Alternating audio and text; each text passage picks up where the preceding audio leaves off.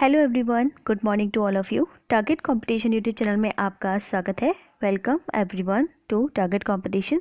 सो आज हम देखने वाले हैं द हिंदू एडिटोरियल की वोकैबुलरी एंड आज है 1 मई 2020।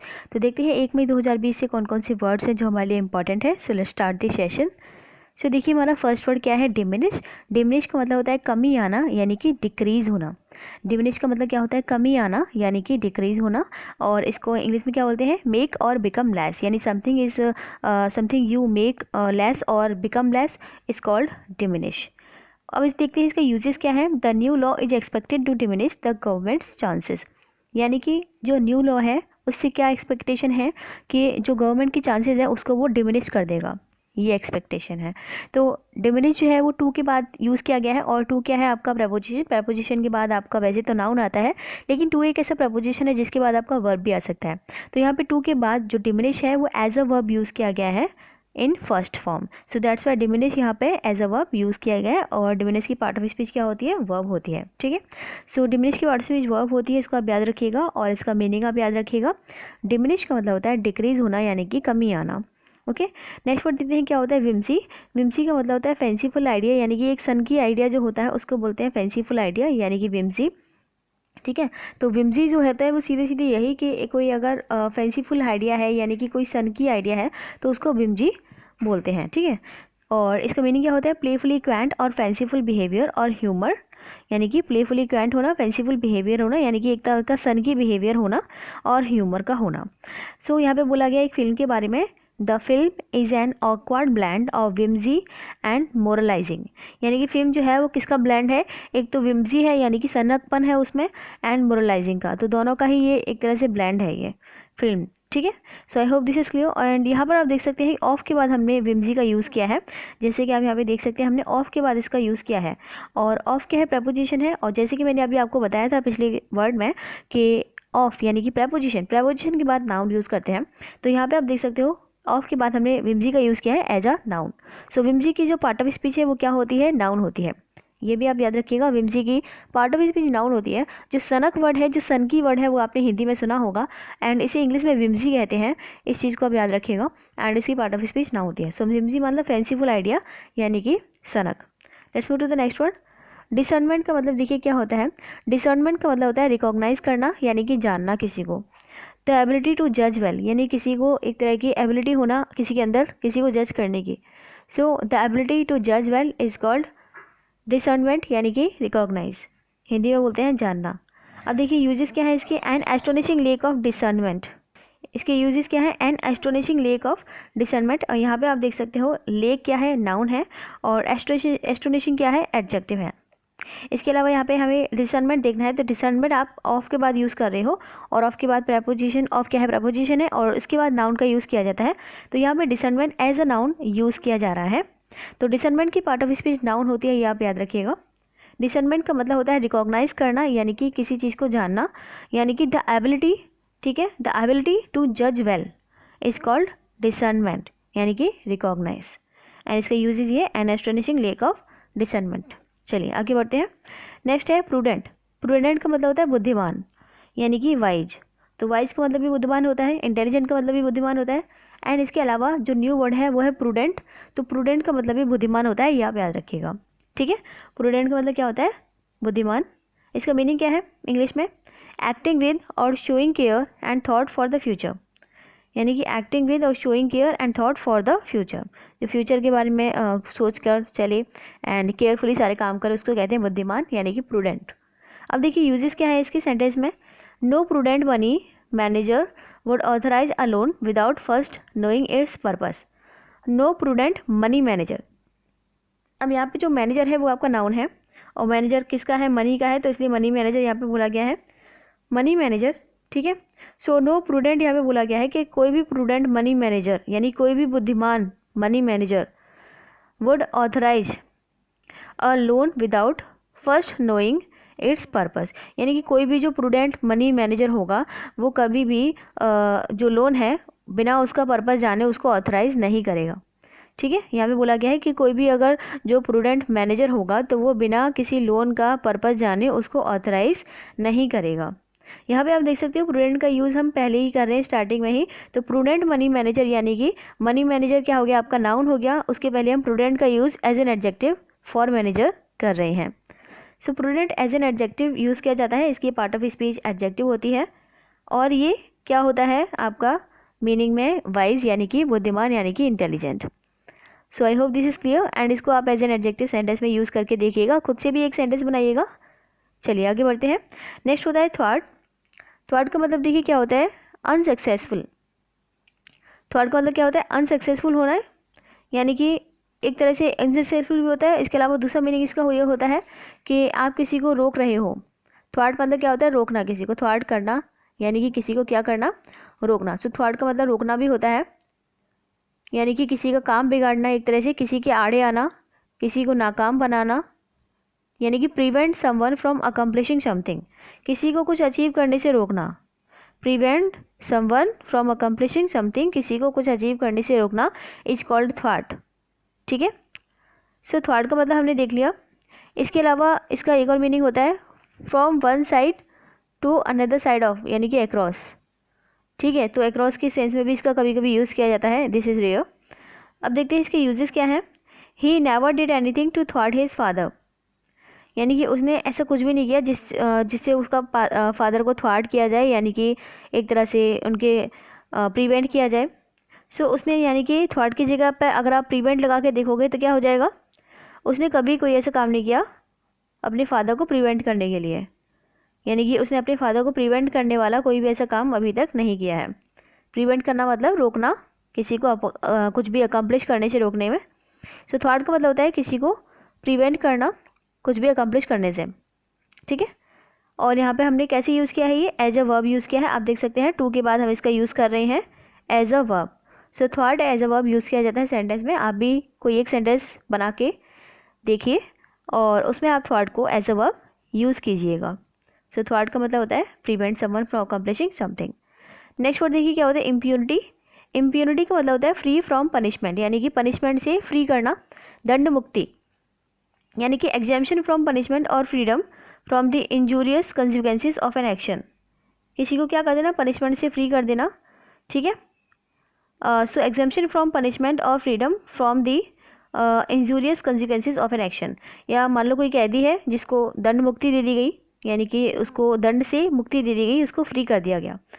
यहाँ पे यूजेस देखते हैं क्या है, the impunity enjoyed bye military officers implicated in civilian killings, यानी कि जो दंड मुक्ति मिली थी मिलिट्री ऑफिसर्स को, तो वो क्या हुआ था सिविलियन किलिंग्स में एक्चुअली, तो उनको जो है सिविलियन किलिंग्स जो हुई थी तो उसमें क्या कर दिया गया, मिलिट्री ऑफिसर्स को इम्प्यूनिटी दे दी गई, यानी कि दंड मुक्ति दे दी गई।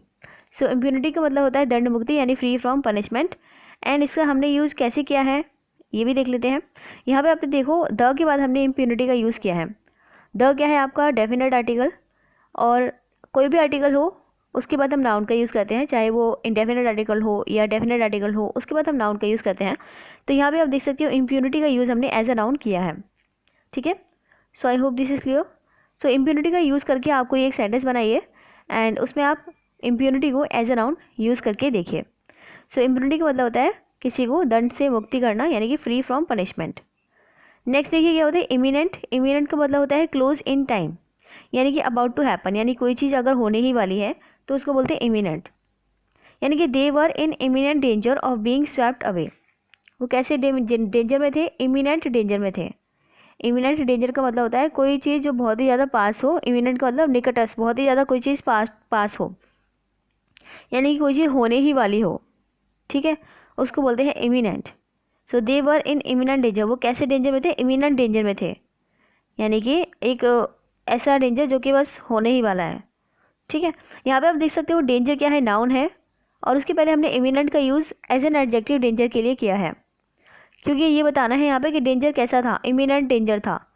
सो किसी भी नाउन को अगर हम मॉडिफाई करते हैं किसी वर्ड से तो वो एडजेक्टिव कहलाता है। तो यहाँ पे हमने इमिनेंट का यूज़ एज एन एडजेक्टिव किया है, और इसी तरह से आप भी एक सेंटेंस बनाइए जिसमें आप इमिनेंट को एज एन एडजेक्टिव यूज़ करके देखिए। आप बहुत सारे सेंटेंस बना सकते हैं, छोटे छोटे बनाइए लेकिन बनाइए। सो इमिनेंट का मतलब होता है क्या, डेंजर, यानी कि इमिनेंट का मतलब होता है कि इमिनेंट डेंजर मतलब कि ऐसा डेंजर जो कि बहुत ही ज़्यादा पास हो, यानी कि आने वाला हो। एंड इमिनेंट का मतलब होता है अबाउट टू हैपन, यानी कोई चीज़ अगर होने वाली है बहुत जल्द, ठीक है। सो इमिनेंट का मतलब समझ में आ गया आपको। कोई सेंटेंस बनाइए और उसमें आप इमिनेंट को एज एन एडजेक्टिव यूज़ करके देखिए। नेक्स्ट वर्ड देखिए क्या होता है, फोर्टिफाइड। फोर्टिफाइड का मतलब होता है मजबूत यानी कि स्ट्रॉन्ग। फोर्टिफाइड का मतलब क्या होता है, मजबूत यानी कि स्ट्रॉन्ग।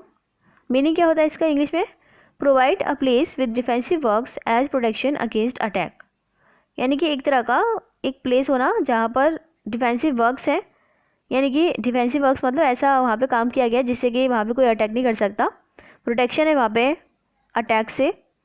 सो यूजुअल इसके यूजेस क्या हो जाएंगे, the whole town was heavily fortified, यानी कि जो पूरा टाउन है उसको फोर्टिफाइड कर दिया गया। किसी जगह को एक तरह से फोर्टिफाइड करना यानी किसी जगह को मजबूत करना, स्ट्रॉन्ग करना, वहाँ पे सेफ्टी मेजर्स होना, दैट इज़ कॉल्ड फोर्टिफाइड। बहुत ईजी मीनिंग है। फोर्टिफाइड का मतलब होता है किसी जगह को सुरक्षित कर देना, सेफ कर देना, दैट इज़ कॉल्ड फोर्टिफाइड, यानी फोर्टिफाइड मतलब स्ट्रॉन्ग, मजबूत। अब यहाँ पे आप देख सकते हो हमने एज ए नाउन इसका यूज़ किया है, नहीं ऐसे एज एन एडजेक्टिव इसका यूज़ करेंगे। कैसे, देखो यहाँ पे आप देख सकते हो होल टाउन कैसा हो गया, फोर्टिफाइड हो गया यानी कि मजबूत हो गया, ठीक है। सो स्ट्रॉन्ग आपका एडजेक्टिव होता है और स्ट्रॉन्ग मीनिंग है फोर्टिफाइड का, सो फोर्टिफाइड भी आपका एडजेक्टिव है। और यहाँ पे आप देख सकते हो फोर्टिफाइड हम किसको बोल रहे हैं, इस होल टाउन को बोल रहे हैं। और हैविली यहाँ पे गाइज एडवर्ब है। सो फोर्टिफाइड आपका एडजेक्टिव है इस टाउन के लिए एंड हैविली आपका एडवर्ब है इस फोर्टिफाइड के लिए, क्योंकि एडजेक्टिव के लिए क्या यूज़ करते हैं, एडजेक्टिव को मॉडिफाई करने के लिए एडवर्ब। सो यहाँ पे हैविली क्या है, एडवर्ब है। Hope this is clear. So fortified का मीनिंग आप याद रखिएगा, मजबूत होना यानी किसी जगह को मजबूत करना, यानी कि इतना मजबूत कर देना कि वहाँ पर कोई अटैक ना कर सके, लाइक बुलेट प्रूफ शील्ड वगैरह लगा के, ठीक है। Hope this is clear. So guys next word है हमारा ब्रेजन। ब्रेजन का मतलब होता है फेस विथ शेमलेस, यानी कि बेशर्मी होना एक तरह से, यानी कि फेस ऐसा होना जिसमें शेम ना हो, शर्म ना हो, ठीक है, यानी कि बोल्ड होना किसी का एंड विदाउट शेम होना, दैट इज़ कॉल्ड हिंदी में बेशर्मी, और इंग्लिश में क्या बोलते हैं, बोल्ड, ठीक है। विदाउट शेम को इंग्लिश में क्या बोलते हैं, बोल्ड, एंड हिंदी में क्या बोलते हैं, बेशर्मी।